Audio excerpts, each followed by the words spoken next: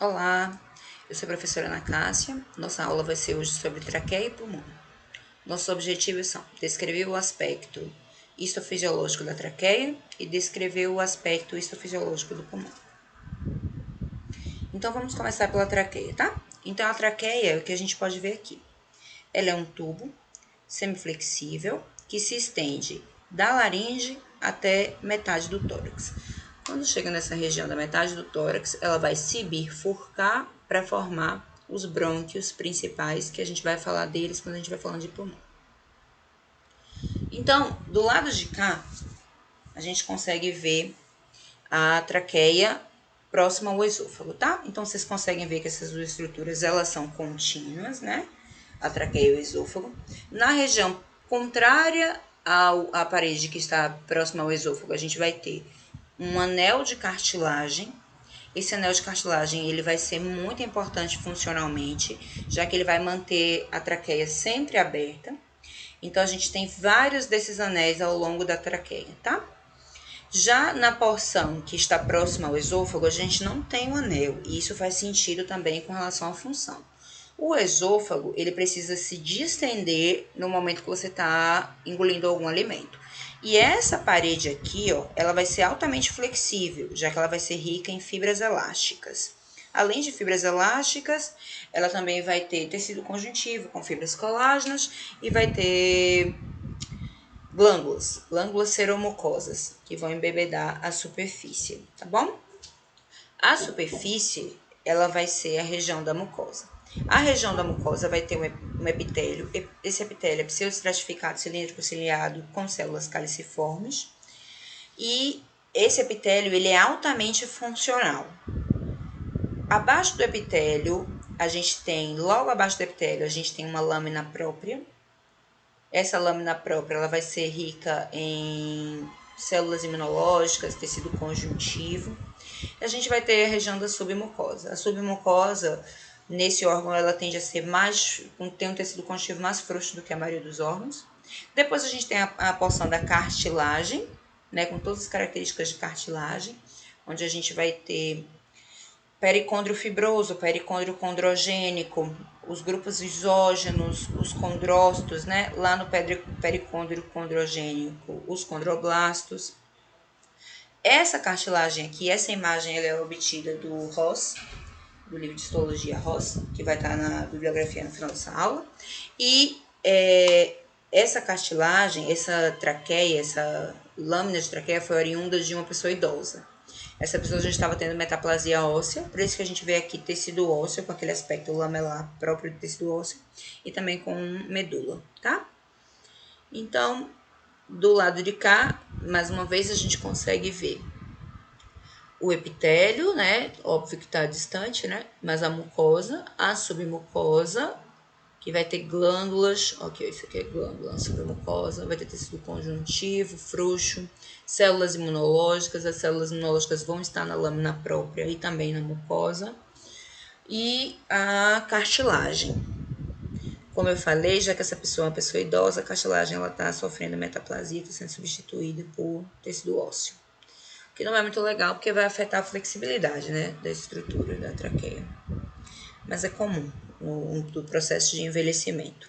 E depois, por último, a gente vai ter a adventícia, depois da traqueia. E a adventícia vai unir a traqueia a outras estruturas. Notem que aqui, essa é uma lâmina ainda de traqueia, mas nessa região a gente tem uma região de transição. Da parte que tem cartilagem, né, que é a parte que está contrária ao esôfago, e da região que está próxima ao esôfago, que a parede é comum, né, do esôfago com a traqueia. Nessa região aqui a gente tem bastante músculo liso. Notem que ao invés de ter cartilagem, aqui a gente tem bastante músculo liso e a gente vai ter o tecido conjuntivo com as fibras elásticas. Como eu falei, como essa parede ela é contínua com a parede do esôfago, aqui a gente consegue ver músculo esquelético da parede do esôfago, e a gente também sabe que já que esse músculo aqui é esquelético, a gente está falando de uma porção superior do esôfago, né? Aqui a gente consegue ver mais próximo tanto o epitélio, a membrana basal. A membrana basal ela vai ser bem proeminente. né? O epitélio, como eu falei, esse epitélio ele tem principalmente 3 tipos celulares. Na literatura, no Rosa, ele vai falar de outros tipos celulares, mas principalmente 3. São as células colunares, ciliadas, as células caliciformes e as células basais. Como eu falei, esse epitélio ele é muito funcional, já que essas células ciliares vão ter cílios que vão fazer movimento unidirecional. E esses cílios eles vão ficar melados, embebedados com o muco das células caliciformes e a secreção das glândulas seromucosas, né, que estão na submucosa. E aí, uma vez que esses cílios eles estão melados e eles têm um movimento unidirecional, esse movimento unidirecional é em direção à boca. Então, imagine que quando eu respiro, impurezas entram junto com o ar. Essas impurezas elas vão batendo na parede da traqueia, ficam presas no muco e esse movimento unidirecional funciona como uma onda de muco trazendo em direção à boca, onde você vai eliminar ou pela tosse ou vai deglutir, tá? Agora vamos falar sobre o pulmão. Só uma coisinha, na lâmina basal notem que tem bastante células imunológicas, tá? Esses pontinhos aqui, a maioria são linfócitos. E eles são muito importantes também para fazer a proteção dessa estrutura. Beleza, agora vamos falar sobre o pulmão. Como eu falei para vocês anteriormente, a traqueia ela vai se dividir em 2 regiões. Ela vai se bifurcar. Quando ela faz essa bifurcação, ela vai dar origem aos brônquios primários ou principais. Esses brônquios primários ou principais vão se dividir, né? A gente vai ter o brônquio principal, primário, direito e esquerdo. O brônquio direito vai se dividir ainda em 3 brônquios lobares. Esses brônquios lobares, eles vão se dividir em 10 brônquios segmentares, quando a gente está falando do pulmão direito. No pulmão esquerdo, a gente vai ter 2 brônquios lobares, que vão se dividir em 8 brônquios segmentares, tá bom? Esses brônquios segmentares, depois eles vão se dividir em bronquíolos, que eventualmente vão virar bronquíolos terminais, respiratórios, e a partir dos bronquíolos respiratórios a gente chega na porção respiratória. E aqui a gente consegue ver uma representação dos sacos alveolares. Então, a gente tem os alvéolos, cada bolinha dessa é um alvéolo, e a gente tem um saco alveolar, que o ar vai chegar no saco alveolar por meio dos ductos alveolares. E essas estruturas, elas vão ser irrigadas, e também esses vasos, eles vai ser revestido por vasos. E esses vasos são capilares que são fundamentais. Os capilares pulmonares, eles vão ser fundamentais, porque é nesses vasos, nesses capilares que a gente vai ter as trocas gasosas. O pulmão ele vai ter uma circulação dupla. Por um lado, ele vai receber sangue oriundo da artéria pulmonar. Por outro lado, ele vai receber sangue oriunda da artéria brônquica. E o Junqueiro, ele divide essas 2 circulações e ele denomina a circulação como funcional, no caso da circulação oriunda da artéria pulmonar, e nutricional, nutridora, oriunda da artéria brônquica. Porque pensem, o sangue que está vindo oriundo da artéria pulmonar, ele está vindo sem oxigênio e ele vai ser oxigenado quando a gente fizer a hematose, quando a gente fizer a troca gasosa ao nível dos alvéolos. Mas, se a gente só tivesse sangue chegando ao pulmão pobre em oxigênio, as regiões, principalmente dos brônquios, dos bronquíolos, elas iam ficar sem nutrição e sem oxigenação. Por isso que a gente precisa dessa outra circulação colateral, que é a circulação que entra através da artéria brônquica. E essa artéria traz sangue oxigenado porque ela é uma ramificação da aorta. Então, você teve a aorta ramificou, na aorta a gente vai ter sangue oxigenado, né? E aí, esse sangue oxigenado ele entra mais ou menos junto aqui com os brônquios, tá? Quando ela entra junto com os brônquios, ela, ao nível dos capilares, a gente vai ter anastomoses. Então, esse sangue vai se misturar com o sangue oriundo da artéria pulmonar. E, eventualmente, a maioria do sangue que vai sair do pulmão vai ser drenado graças à veia pulmonar. Ok, então, mais uma vez, com relação à estrutura da árvore brônquica, a gente tem a traqueia, brônquio principal, brônquio lobar, brônquio segmentar, bronquíolo terminal, bronquíolo respiratório, ducto alveolar, saco alveolar. Percebam que as estruturas, elas vão modificando à medida que você caminha, que você entra dentro dessa árvore respiratória.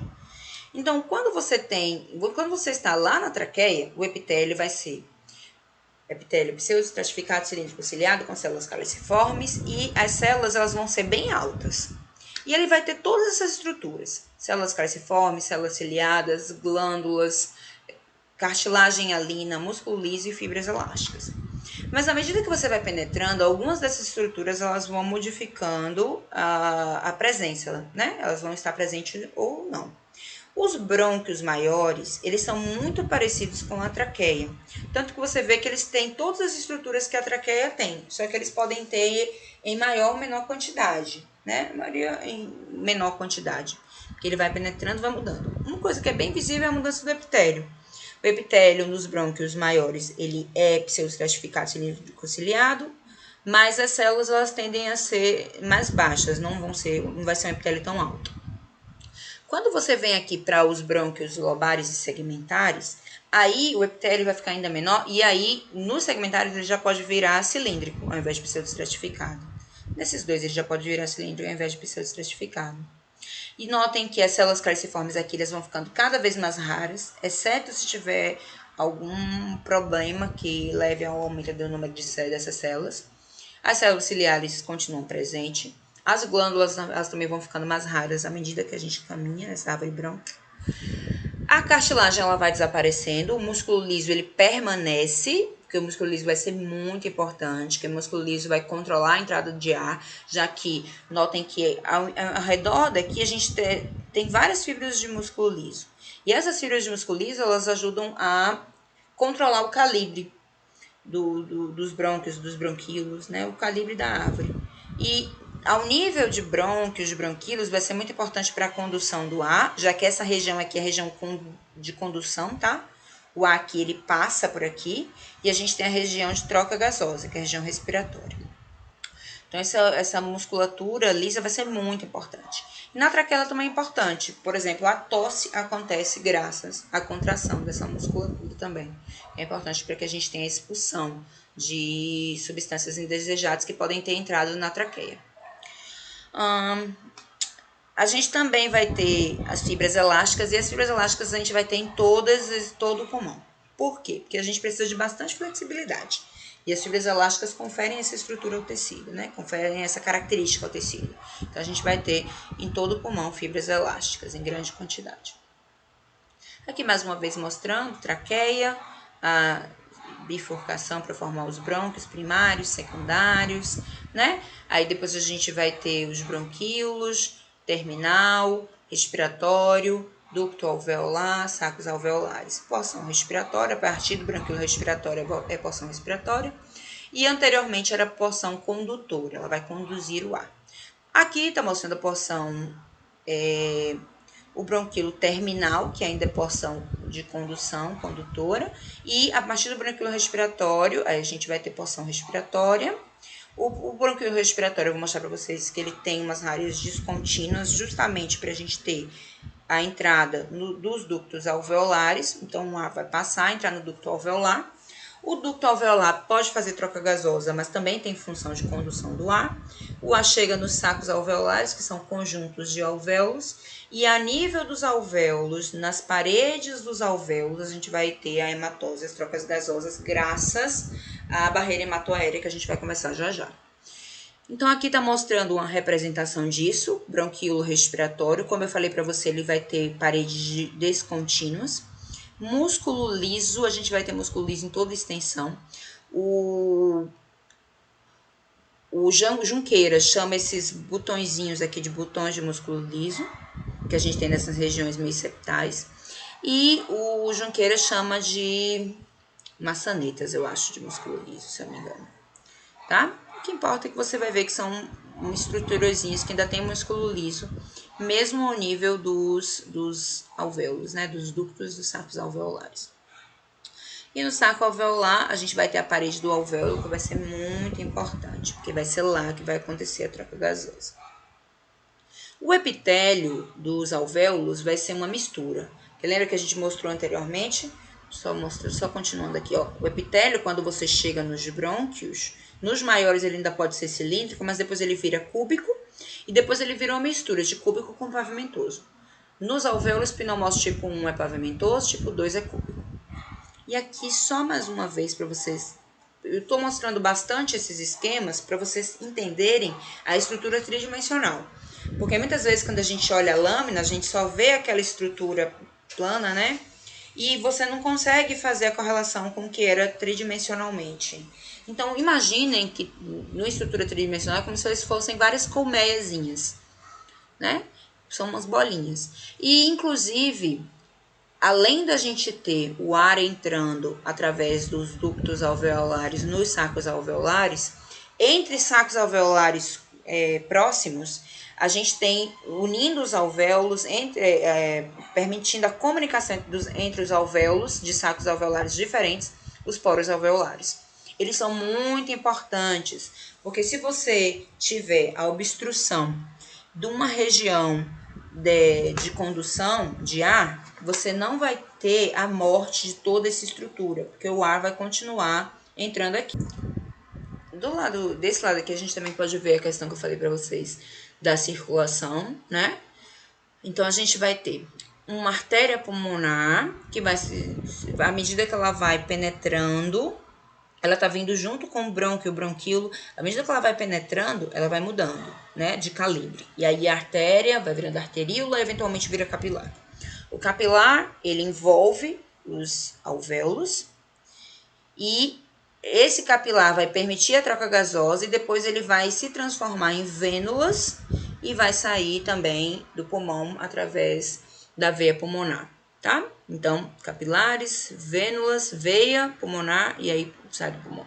Lembrando, como eu falei para vocês anteriormente, essa uma circulação, porque a gente tem uma circulação dupla. Então, de acordo com o Junqueira, essa circulação aqui é a funcional, porque a gente também tem a nutricional.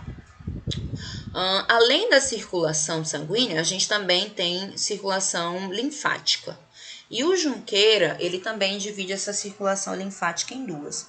Ele chama de rede profunda, que é essa rede que vai estar acompanhando os bronquíolos e esses vasos que estão na região bem interna do pulmão. E a gente tem a rede superficial, que é essa rede que vai estar por fora e ela vai estar drenando a pleura visceral, tá? Então, você vê aqui a região da pleura visceral e os vasos linfáticos. Isso aqui é um esquema, tá, gente? Porque, na verdade, não é assim, tá? Mas para função didática, aí você vai ter essa rede linfática mais periférica, que é chamada superficial, e uma rede linfática mais profunda, que vai passar por dentro. Ok. E a pleura, ela vai ser dividida em duas. Pleura visceral, que vai envolver o pulmão, e pleura parietal, que vai estar entre as duas, a gente vai ter a cavidade pleural. Essa cavidade pleural, ela é muito importante, porque ela é cheia de líquido para evitar o atrito durante a expiração e a expiração. E ela pode acumular líquido em algumas patologias, como por exemplo no derrame pleural. Então agora vamos falar sobre cada uma dessas estruturas, né? A histologia delas, finalmente, né? Brônquio. Como eu falei para vocês, ó, esse aqui tem um epitélio colunar simples. Ele vai ser embebedado por muco e ele vai ter cílio lá em cima. A membrana basal, ela não vai ser mais tão proeminente, né? Lâmina basal com células imunológicas e a gente já tem aqui uma região com glândulas também. Aqui a gente também pode ter músculo liso, tá bom? E depois a gente tem a região da cartilagem. Essa cartilagem vai ter pericôndrio fibroso, pericôndrio condrogênico, onde a gente tem condroblastos, e a gente tem os grupos exógenos, né, onde a gente vai ter os condrócitos. E por fora a gente tem os alvéolos, que vão estar ligados por tecido conjuntivo, né, o parênquima pulmonar. Essa imagem aqui é uma imagem de uma lâmina nossa. E ela é muito legal porque ela consegue mostrar pra gente um brônquio grande e a gente vê ele distante. Então, aqui a gente tem o epitélio, que a gente já falou, a lâmina própria logo embaixo, vasos sanguíneos, né? Músculo liso, isso aqui é músculo liso, que a gente vai ter bastante músculo liso. E quanto mais a cartilagem vai sumindo, mais a gente vai notando o músculo liso. E a gente vai ter glândulas também, tá? Mas lembre que quando o brônquio vai diminuindo de calibre e vai começando a virar bronquíolo, as glândulas vão desaparecer. A cartilagem é muito interessante porque aqui a cartilagem ela é descontínua. Ela não é como a cartilagem da traqueia, que é um disco, que é um Czinho, né? Aqui não. Aqui são várias plaquinhas de cartilagem descontínua. E por fora a gente tem a adventíciazinha, com tecido conjuntivo, né? Ligando ao parênquima pulmonar. Aqui de perto, ó, o epitélio. Olha as células caliciformes. Epitélio pseudoestratificado, cilíndrico, ciliado. Nesse caso desse aqui, tá? Aí a gente tem a lâmina própria, os pontinhos são células imunológicas. A gente pode ter várias células imunológicas, então, inclusive, tem um sistema imunológico difuso dos brônquios, né? Presentes, podem estar presentes. A gente pode ter, inclusive, aglomerados linfóides também nessas regiões. Vasos sanguíneos, né? Músculo liso, a cartilagem, tá bem bonita essa cartilagem. Tecido conjuntivo entre os anéis descontínuos de cartilagem. E tecido conjuntivo frouxo do lado de fora, que vai ser um adventício, que vai ligar ao parênquima pulmonar. Aqui a gente já tem um bronquíolo, tá? Esse bronquíolo é o bronquíolo terminal. E lembrem que esse bronquíolo terminal, ele pode estar em uma região de transição. Esse daqui da imagem está em uma região de transição. Essa imagem é do Junqueiro. E a gente consegue ver bastante músculo liso. No epitélio, a gente tem uma região que é um epitélio mais cilíndrico e uma região que ainda é um epitélio mais semelhante ao dos brônquios e da traqueia, que é o epitélio pseudoestratificado. Né, pode acontecer também. O músculo liso em bastante quantidade, ele vai ser muito importante nos bronquíolos, para aumentar ou diminuir o calibre, né? E, consequentemente, aumentar ou diminuir a passagem de ar. E em volta, a gente tem o parênquima pulmonar, né? Que vai estar cheio de alvéolos. Tá, uma coisa importante é que a gente tem as células de Clara aqui. Nos bronquíolos terminais, a gente começa a ter células de Clara. O que são as células de Clara? Elas são células que vão produzir uma substância tensoativa, um agente tensoativo, que ele vai ser importante para evitar o colabamento. No Junqueiro, ele chama essas células de clava também, tá? Então, bem importante essas células. Já que é um bronquíolo respiratório, ele também pode ter as células de Clara. O epitélio desse daqui é um epitélio cúbico, né? Cúbico simples. Como eu falei para vocês, ele é descontínuo, tem músculo liso. E olha que lindo esses alvéolos em volta, tá vendo? Tem tantas hemácias dentro dos capilares, tá bem vermelhinho, né? Tá lindo. Lembrando que os alvéolos são seus locais de troca gasosa, né? O bronquíolo respiratório, como o próprio nome diz, ele já é um local onde você já pode ter alguma troca gasosa. Mas não vai ser... É o primeiro local que permite troca gasosa, mas não vai ser uma grande quantidade de troca gasosa. Então, aqui a gente consegue ver bronquíolo terminal, bronquíolo respiratório, ductos alveolares, que vão levar os sacos alveolares, que vão levar os alvéolos, tá? Tem vasos sanguíneos aqui também, né? Então, agora vamos dar uma olhadinha nesses alvéolos. Aqui, mais uma vez, bronquíolo respiratório, células cúbicas, algumas dessas células vão ser células de Clara. Ducto alveolar, músculo liso, estão vendo? Botõezinhos de músculo liso. Saco alveolar, onde cada um desses porçõezinhos aqui são um alvéolo, que estão marcadinhos com A. No alvéolo, a gente tem os septos alveolares, que são as paredes dos alvéolos. Nos alvéolos, a gente vai ter dois tipos celulares principais, que são os tipos epiteliais, que são os pneumócitos tipo 1 e pneumócitos tipo 2, as células alveolares tipo 1, células alveolares tipo 2. As células tipo 1, elas vão representar 40% das células do parênquima pulmonar que revestem um alvéolo, mas elas cobrem 95% da superfície alveolar. Já as células dos pneumócitos tipo 2, eles são o resto, né, são 60% restantes, mas eles cobrem só 5% por causa do formato deles, porque eles são cúbicos e eles tendem a ficar nas regiões septais. Então, eles vão cobrir uma superfície bem menor. Aqui, mais uma vez, ó, os alvéolos com aqui, ó, essas células aqui, bem cúbicas, nessas regiões, são pneumócitos tipo 2.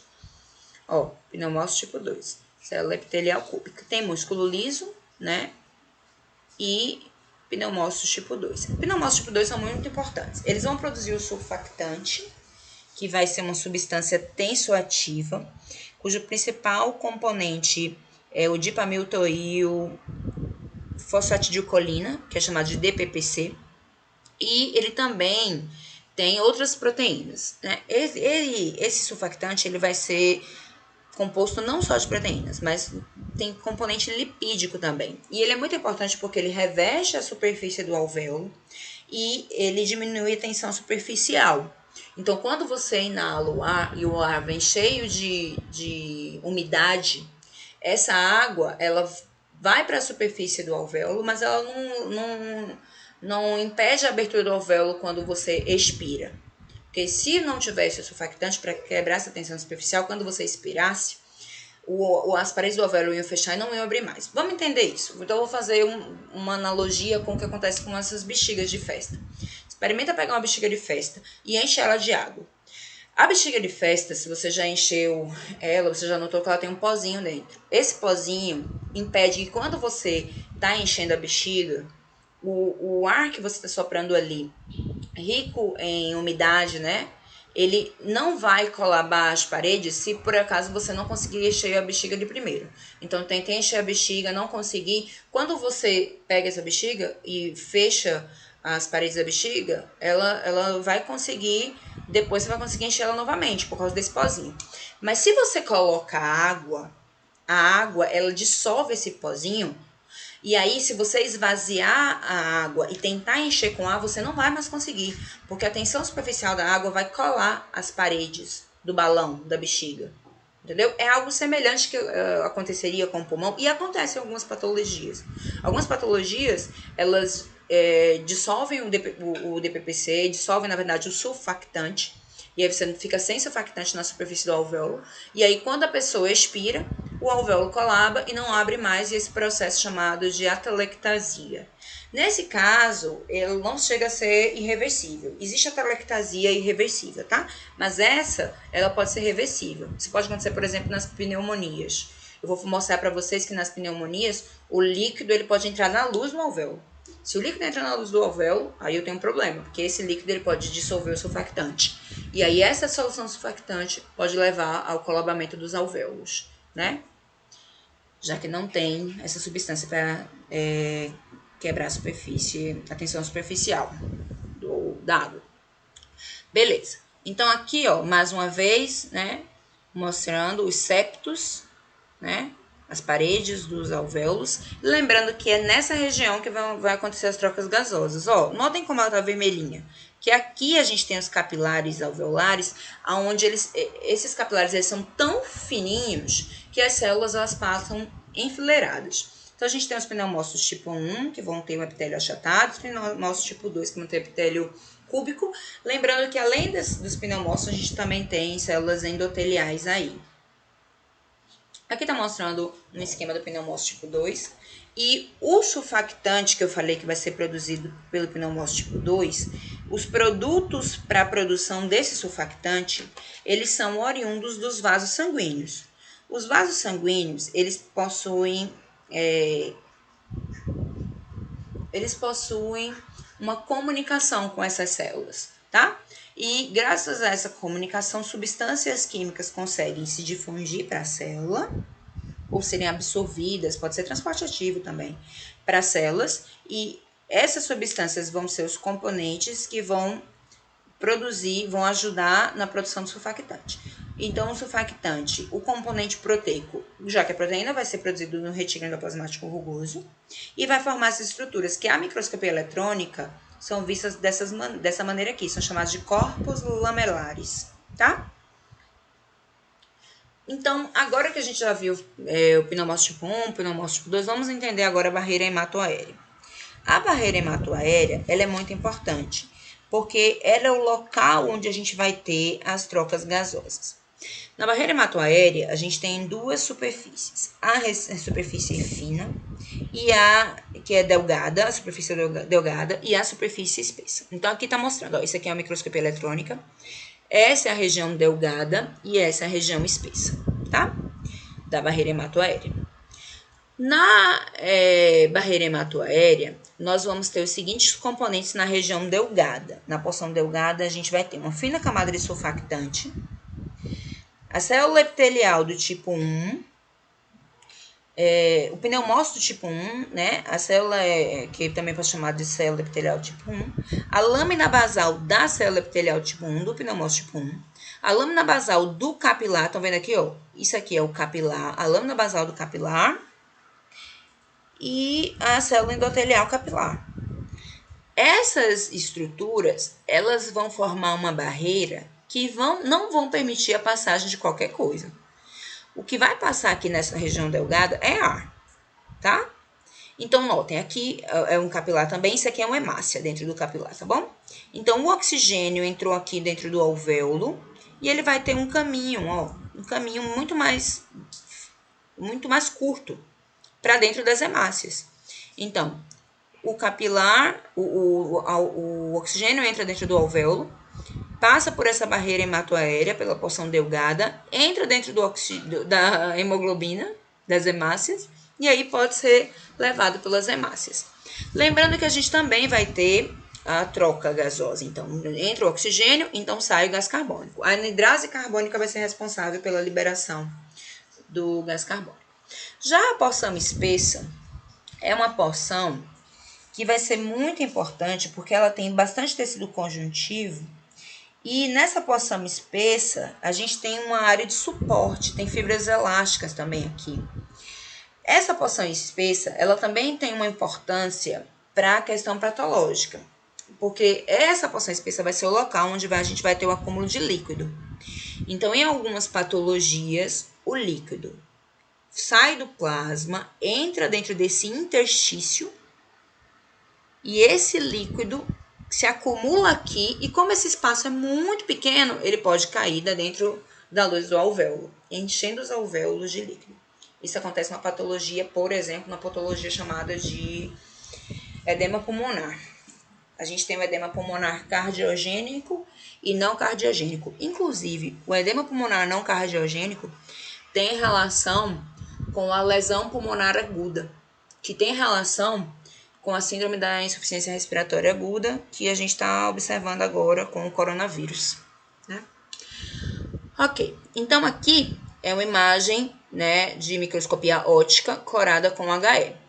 Notem que essa aqui é a porção delgada. Então, no HE você vê o quão fina ela é, né? Se aqui você já estava achando que ela era fina, que era um caminho curto, aqui que a gente vê que é um caminho curto mesmo, né?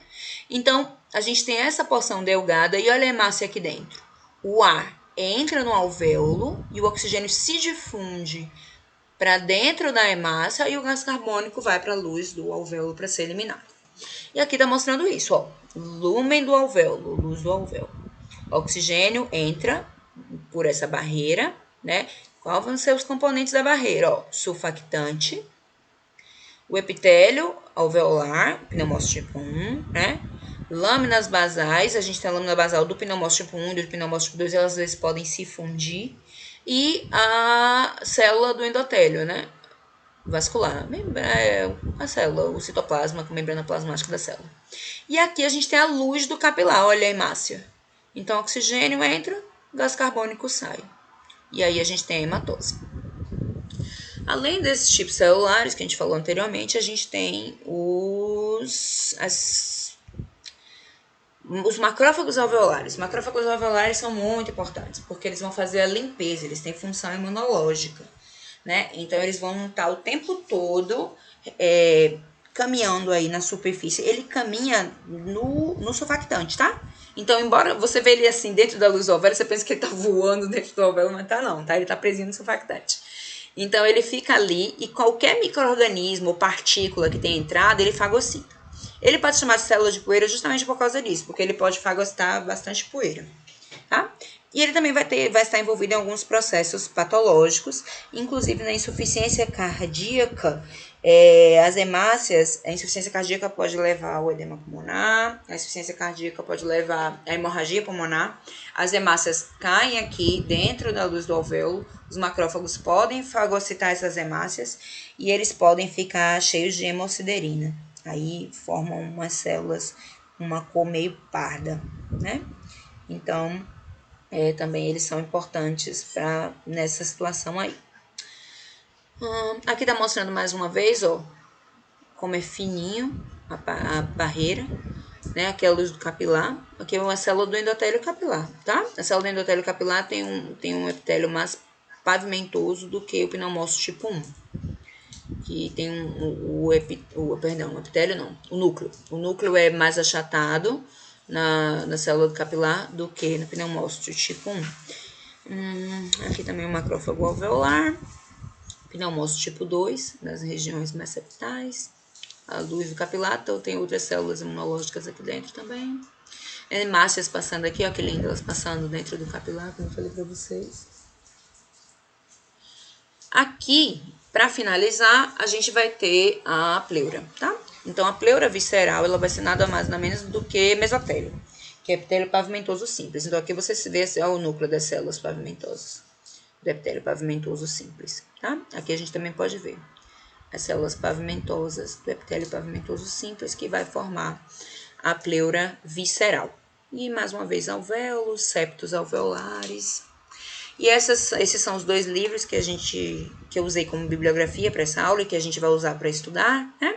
Esse aqui é o Ross e esse aqui é o Junqueira. As imagens foram tiradas de um dos 2 quando não foram imagens das nossas lâminas. É isso, gente. Até a aula, tá? Beijos!